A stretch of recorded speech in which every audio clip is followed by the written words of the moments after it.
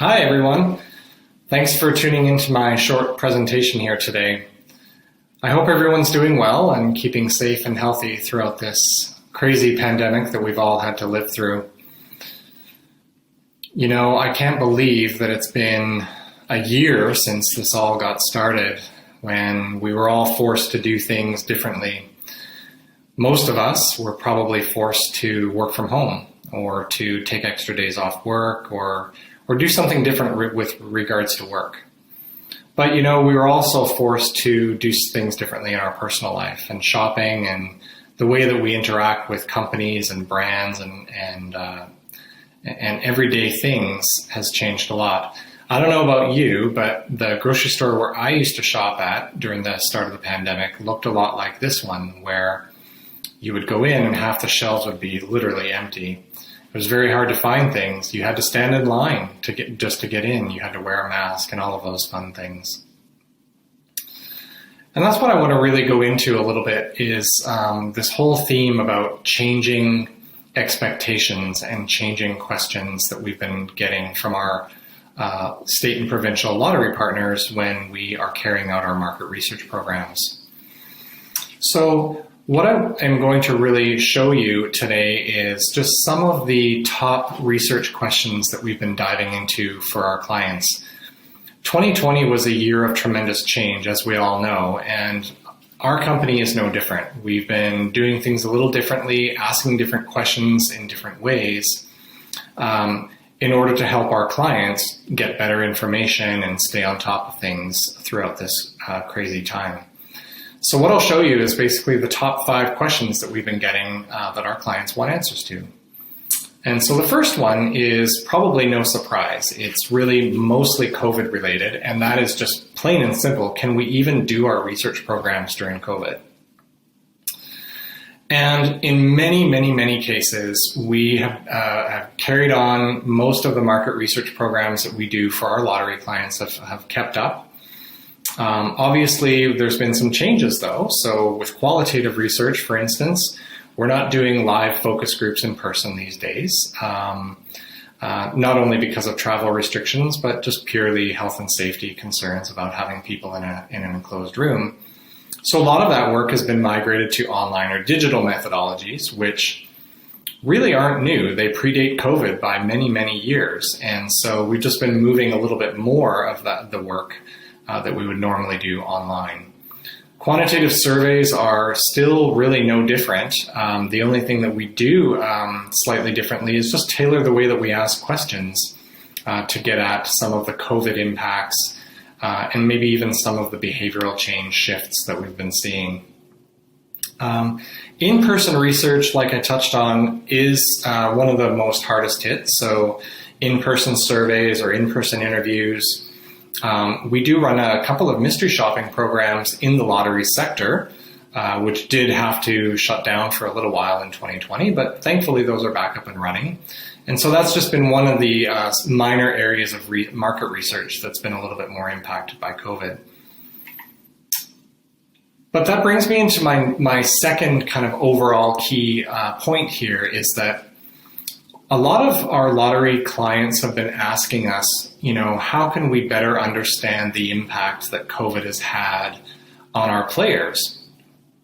And this takes a few different forms. So on one hand, we assess the overall sort of perceived severity or perceived concern for COVID. You know, are players thinking that, you know, COVID has passed and we're over it?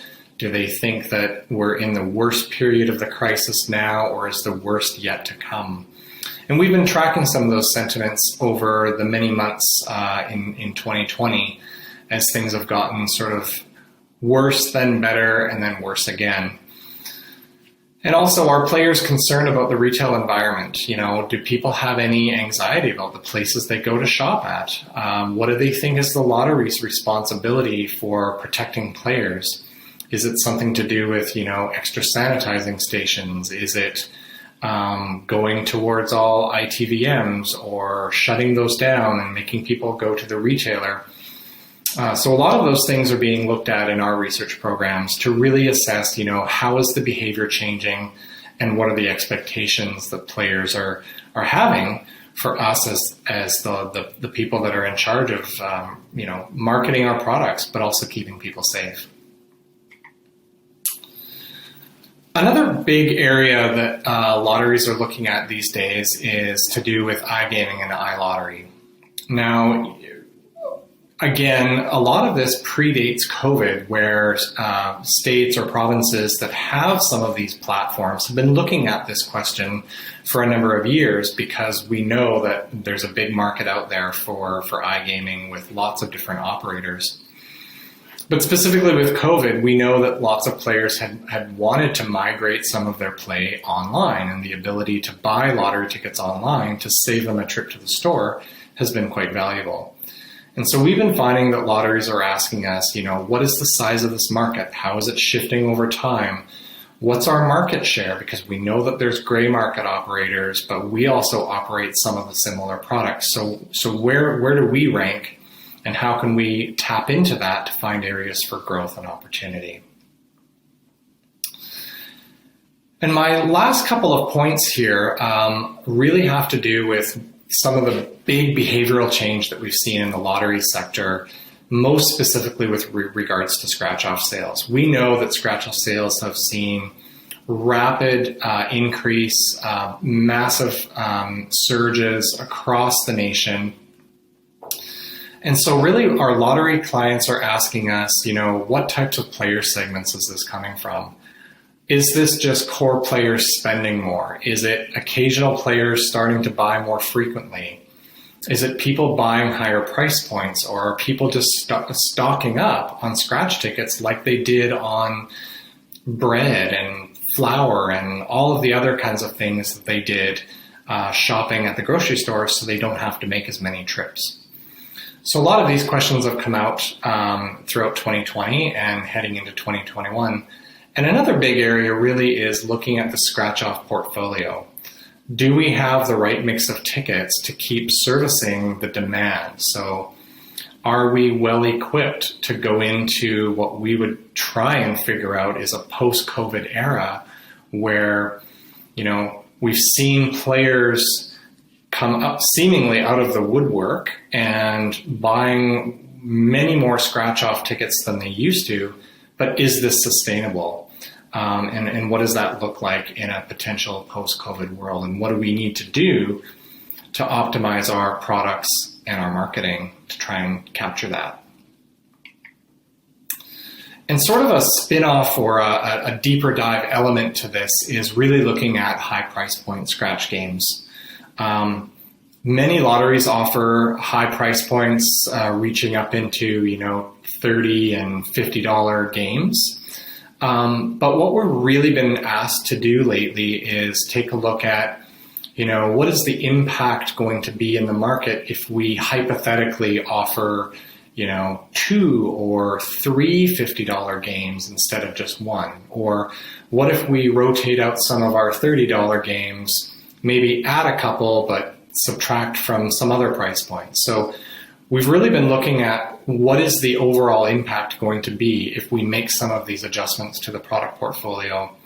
What is it going to take to migrate players up that price ladder a little bit more?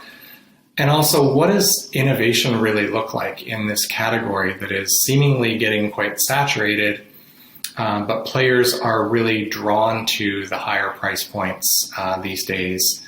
Is there innovation in scratch-off games that we can tap into?